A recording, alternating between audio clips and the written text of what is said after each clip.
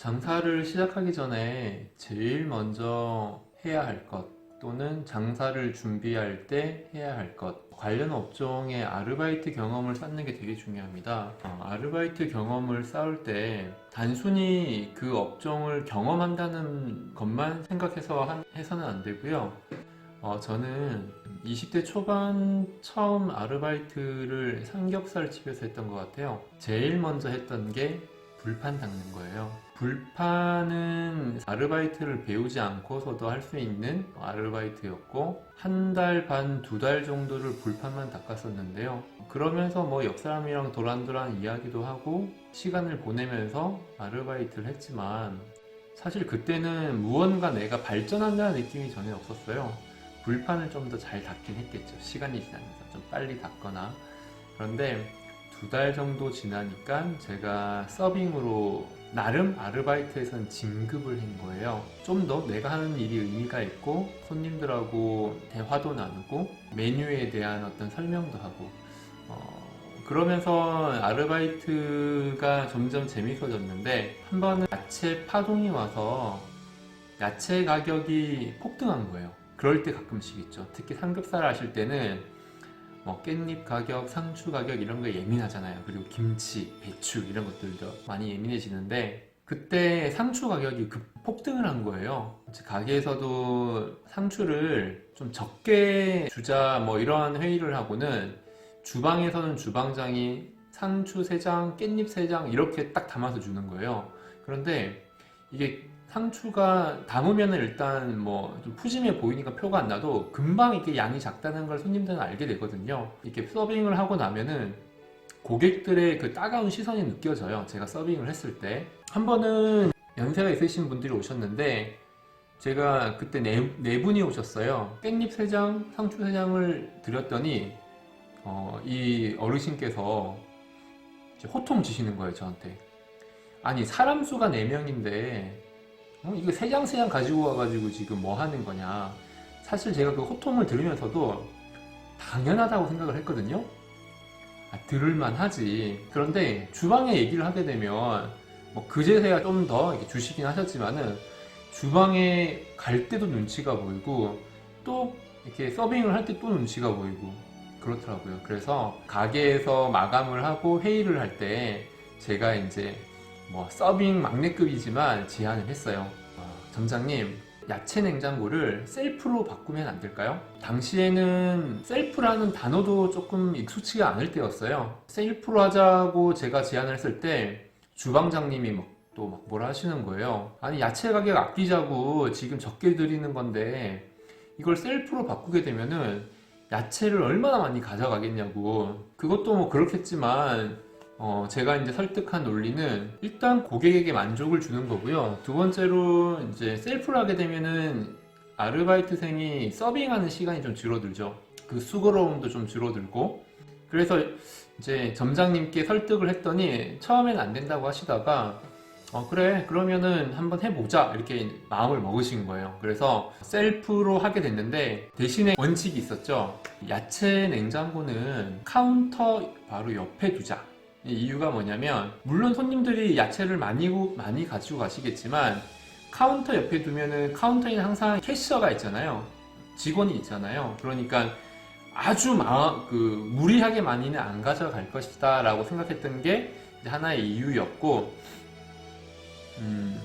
그렇게 했을 때는 생각보다는 많이는 안 가지고 갔어요. 왜냐면 이제 누군가가 계속 보고 있고, 그리고 실제로 야채를 아예 안 드시는 분도 계시거든요. 어쩌면 우리가 야채를 안 드시는 분한테도 야채를 기본적으로 가져다 드리는 것도 있거든요.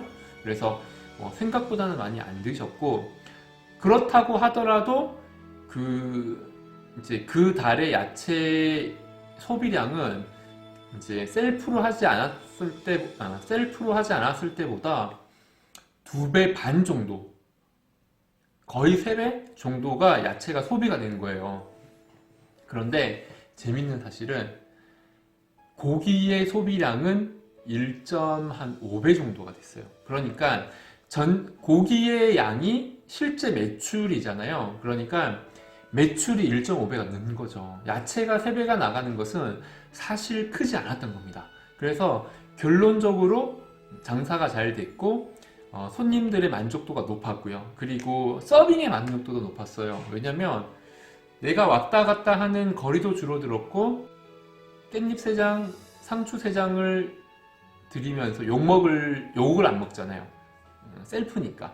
그래서 그런 여러 가지 만족도가 높아지면서 제가 제안을 했던 그 셀프 야채 박스 이거는 성공적이었어요. 그래서 가게에서도 인정을 많이 받았고 일단 점장님이 인정을 해주셨어요. 그러다 보니까 21살에 제가 굉장히 자신감이 생긴 거예요. 그래서 어떤 일을 하게 됐냐면 그때부터 사장놀이를 하게 됐어요.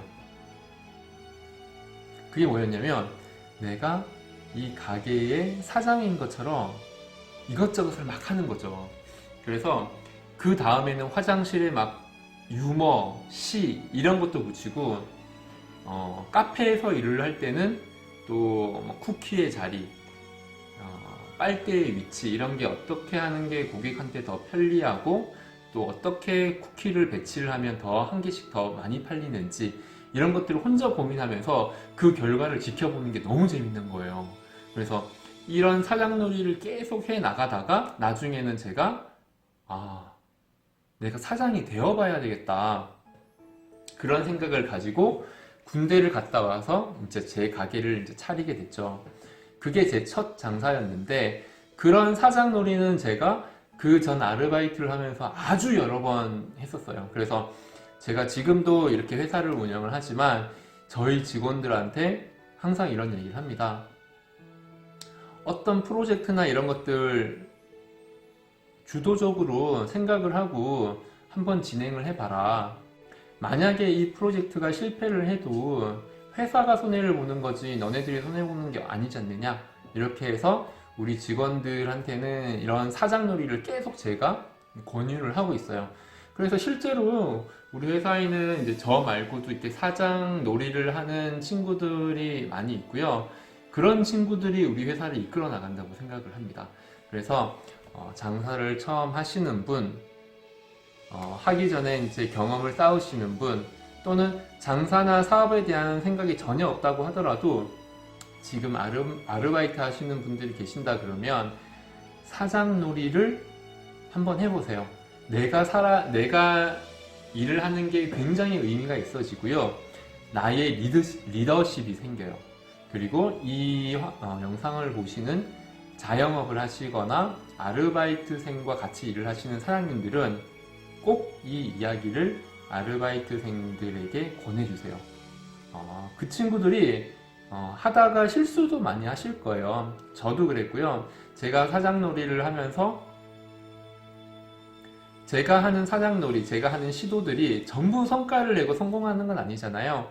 많은 부분들이 실수가 있고 실패를 하지만 사장님들은 꼭 이렇게 얘기를 해주셔야 돼요. 그렇게 시도를 하고 성과가 나오지 않고 실패를 한다고 하더라도 너가 손해보는 게 아니지 않느냐.